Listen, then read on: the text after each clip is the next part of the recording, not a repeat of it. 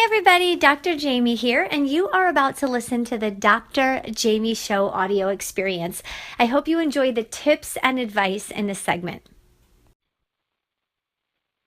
Hey everyone, Dr. Jaime here with the Dr. Jaime Show audio experience. And today I have with me Audrey McGuckin, Global HR Executive with Talent Solutions, audreymcguckin.com. And today we're going to chat about top mistakes that candidates make when applying and interviewing for a job. Audrey, welcome to the Dr. Jaime Show.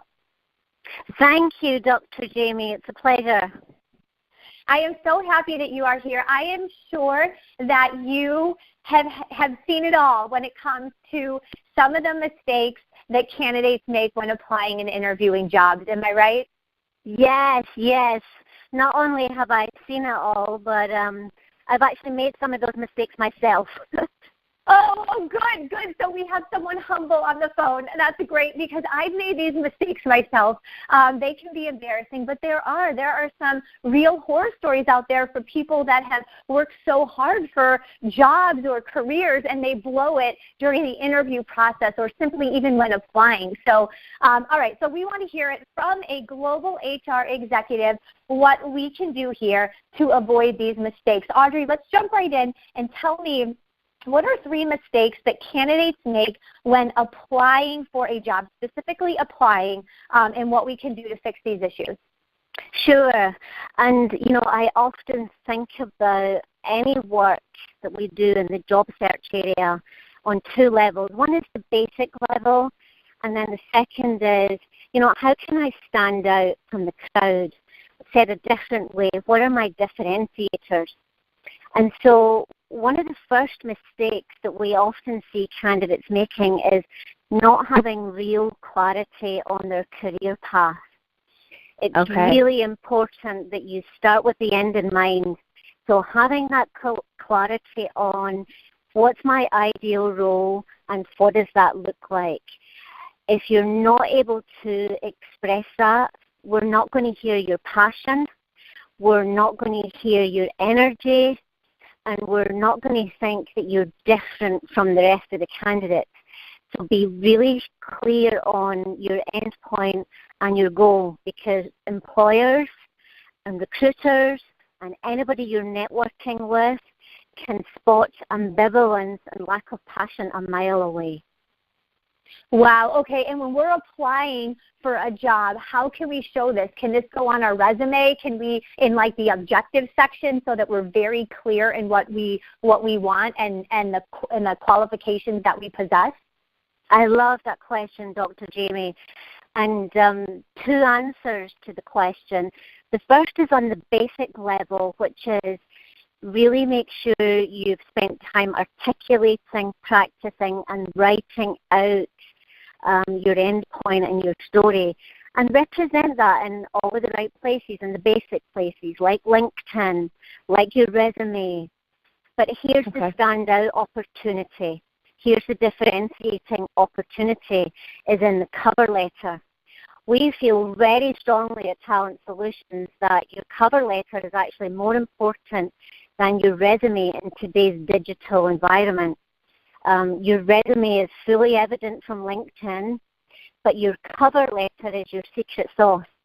It really allows you to highlight your industry knowledge, express your passions, and customize your cover letter for the role you're applying for. So it's really the perfect place to lay out who you are, your brand, and your marketing. It's also an opportunity where you can perfect that story because you're not saying it out loud. It's one of the places that you're putting it in writing. So invest that extra time in your cover letter. It's your standout opportunity.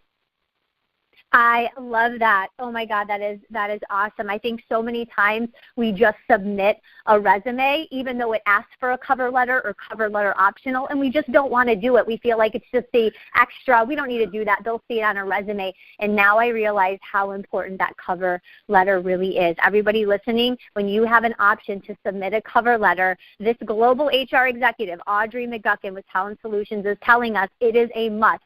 take up that opportunity and submit the cover letter. Audrey, okay, what is another mistake that candidates make when applying for a job? Yeah, I think that the third mistake that I'd want to highlight to our audience is this notion of being very process-oriented when you're applying for roles. So, what does that mean?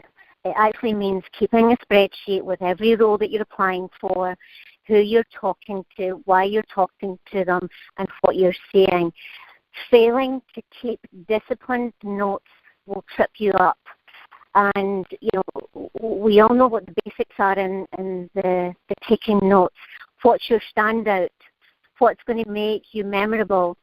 And it may be a conversation that you've had with a recruiter. It may be a conversation you've had with the receptionist at an organization. It may be something different. Keep every note on the organization. Put a level of discipline to it, and that will help you stand out. That is another great tip.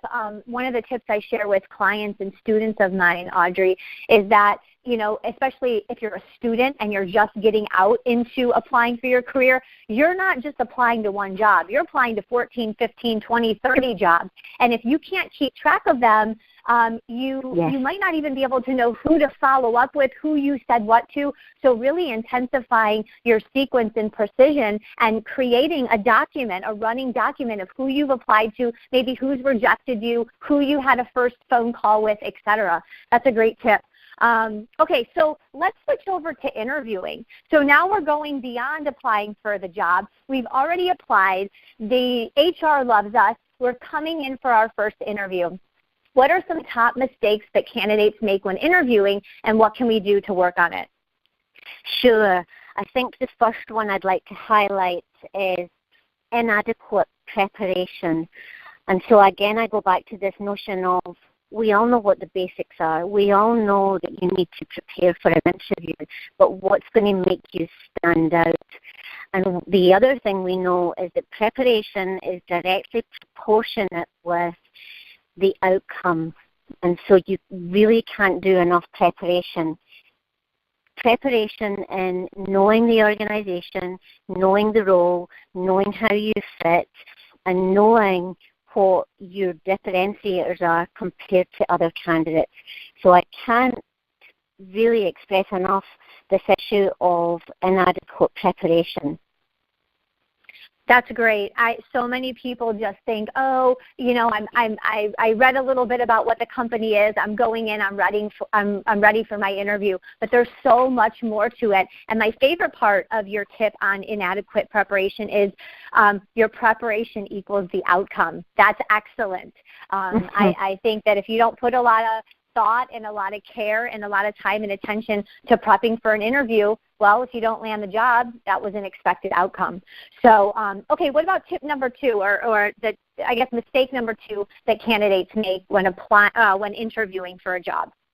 Yes, what we see, Dr. Jaime, is the stakes are exceptionally high when candidates are interviewing, and so there's a level of nervousness, there's a level of not being at your best, there's a level of saying things that you just don't mean to say. And so one thing I really encourage all candidates to do is to really practice amazing listening skills.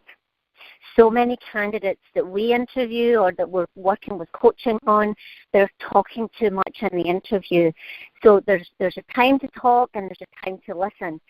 And I feel like this is a big standout opportunity. If you're really listening, you're going to be listening for clues, you're going to be listening for weak signals, and your answer is going to be much better formed, and it's going to hit the mark much more strongly. So failing to listen is a big mistake. Excellent. Yeah, we can find out so much from the person interviewing us if we would just stop and listen. And I don't think, Audrey, this is a tip that we can just use when interviewing for a job. I think this is a tip we need in life. So many of us, right? I mean, we need to listen a lot more, and I think we'd be much more in tune with what is going on in the world around us and what people want. So what about one last mistake candidates candidates make when interviewing for a job, Audrey? Yes. The third one that I would really, really like to call out is this notion of what I call good manners. So, okay, we've all been brought up by our parents or our family or people that influence us to have good manners. This is an opportunity to practice good manners in the interview. And what do I mean by good manners? Turn up on time, dress appropriately, pay attention, take your eyes off your phone, don't make negative comments. I mean, the list goes on and on. And I really, really encourage this, particularly in a digital environment, because more often than not, we see different generations interacting in the interview process. And what do I mean by that? Today, we have 5 generations in the workplace. So we may have millennials interviewing with boomers. We may have Gen X interviewing with Gen Z. But one thing that stands the test of time is good manners. So above all else, stick to your basics, and I think that will serve you well. Excellent. Good manners. Everybody listening, you should never be on your phone in an interview. And I also like how Audrey said we need to kind of watch the way that we're talking. So many times, even when I've interviewed people, Audrey, they badmouth their ex-boss. And I want to hear it from you, Audrey, before I say it's wrong. I don't think you should be bad-mouthing past supervisors and bosses. Instead, say, maybe talk about your personality or things that you can work on or the type of manager and leader that you want to work for. But don't bad-mouth a boss. Is that right, Absolutely, Audrey? Yes. And I think we'll go back to this first point, which is if you have clarity on your career path, if you are focused on the future, if you are really thinking about how can you bring value in your differentiators, there's no need to look in the mirror and look backwards. Always look forward. And if you have your compass set in the right direction, that will stop you from looking back. I love it. Audrey, thank you so much for joining us on the Dr. Jaime Show today. Everyone, you were listening to Audrey McGuckin, Global HR Executive with Talent Solutions, audreymcguckin.com on the Dr. Jaime Show. Do us a favor. Go to YouTube and iTunes and subscribe to the Dr. Jaime Show and leave us a comment with your biggest takeaway from this particular segment. For more information, go to drjaimek.com. Have a great day and always look forward. Thank you so much for listening to the Dr. Jaime Show audio experience. I really hope that you enjoyed the tips and advice given on today's segment. Do me a favor and go to iTunes and my YouTube and please subscribe to that channel. Every subscribe, every like, every follow helps the Dr. Jaime Show grow so that we can bring you the best guest and the best content possible. And of course, as always, if you have any feedback, feel free to leave that as well. Talk to you soon.